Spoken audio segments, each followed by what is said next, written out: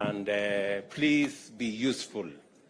You know, show them how CDF works, show them how committees work. Don't assume, don't take it for granted that people know how to do stuff. Tomorrow we are also going to have a session to show you a bit of etiquette. We want to show you how to hold, you know, what to do, you know, because sometimes we get embarrassed when senior people don't even know how to hold a spoon or how to hold a fork. So tomorrow we'll take time because we want to mentor everybody. And you know, some people take things for granted. Mnanielewa? So tutapangana namna hivyo. Hiyo ni number one. Number two, it is very important for us to have a meeting so that so that we can agree on the plan we have. This PG is for us to interrogate our party manifesto, the Kenya Kwanza manifesto, because that is the basis upon which we were elected. We made commitments to the people of Kenya. We have started to discharge some of those commitments. I had made a commitment that we will appoint the 6 judges. We have appointed the 6 judges.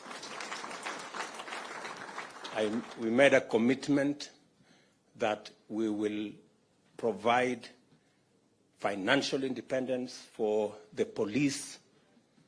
I already issued instructions, and yesterday that was implemented by Treasury. Now, henceforth, the police will have an independent budget. They will not be begging for money from other offices. We will allocate them the resources as is being done by Parliament, and we will begin to make demands of them on matter security, because in the past they used to give excuses of depending on finances from other offices. Now they have their own independent financing. We expect improved security in the country. We expect expeditious matters to do with public wastage in public resources should be dealt with firmly, decisively, and in a timely manner. We expect that the fight against corruption will be scaled up. We expect that our insecure areas, cattle rustling, conflict amongst communities, will be dealt with firmly and decisively. And I have already informed the police that that is why we gave them their money.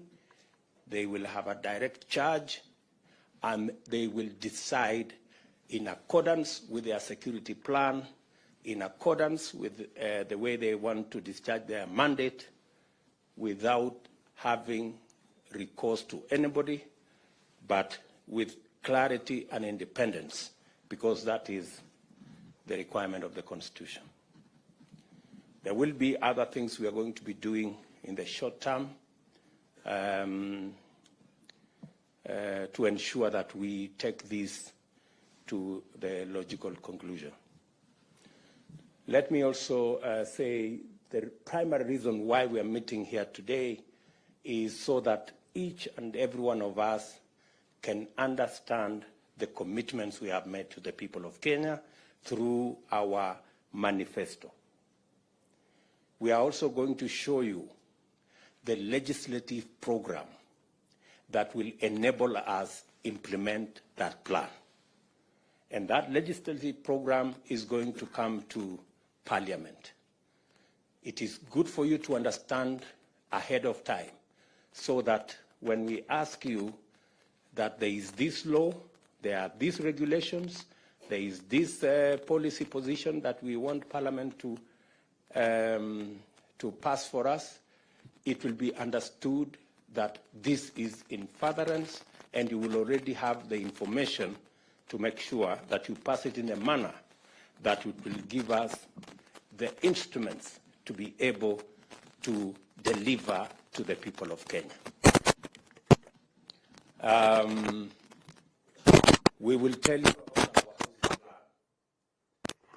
We have Charles Hinga here. He will take you through our housing plan, the plan that we were supposed to implement in 2018. But we lost the opportunity to implement it in 2018 because we took a tangent and went to BBI and went to other stories. I want to promise you that this is one plan that is a must-do for us. It will create millions of jobs for our young people. It will sort out for us our challenge of housing. Many people are living in deplorable conditions in slums and other informal settlements.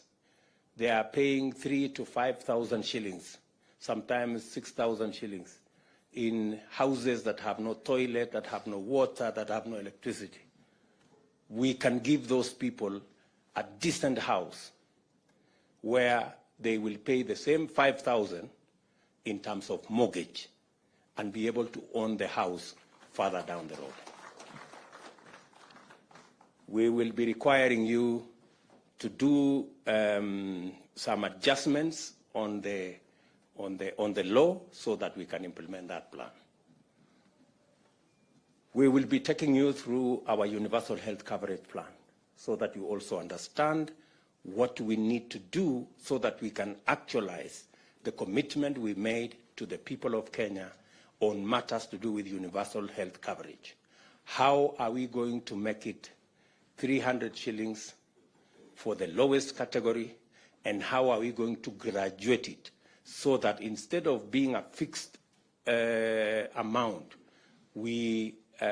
people contribute in accordance with their incomes and provide a mechanism where we can carry the majority of Kenyans, work with the people in the informal sector, and also make sure that we carry the majority of Kenyans.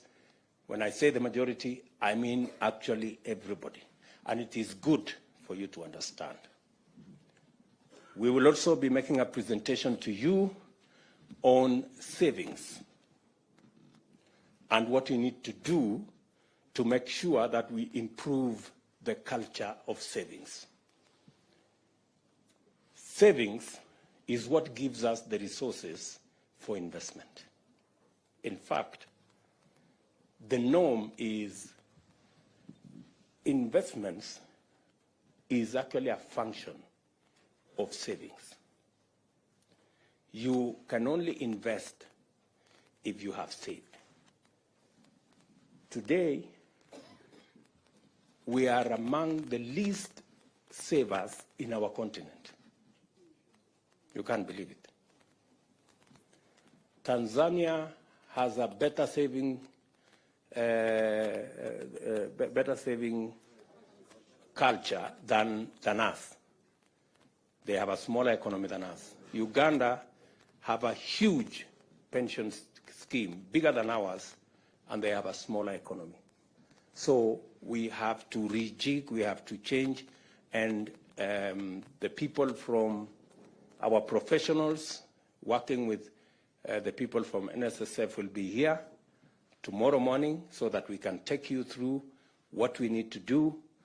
Today we have savings of like maybe 1.5 trillion, which is very small. It is not even I think it is not even a tenth of what is the savings of Uganda. Mnajua hivyo? So we will take you through the motions so that we are all clear, because, good people, we have no option but to change this country. And we are the people who are going to change it.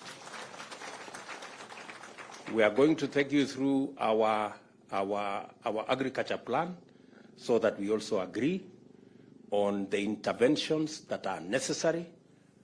We have agreed as a government that we are not going to be subsidizing consumption. That is why we are going slow on matters to do with subsidizing consumption. We are going to work and support producers. That way, even if we are intervening at that level, it gives us a bigger leverage. Let me give you an example. The UNGA subsidy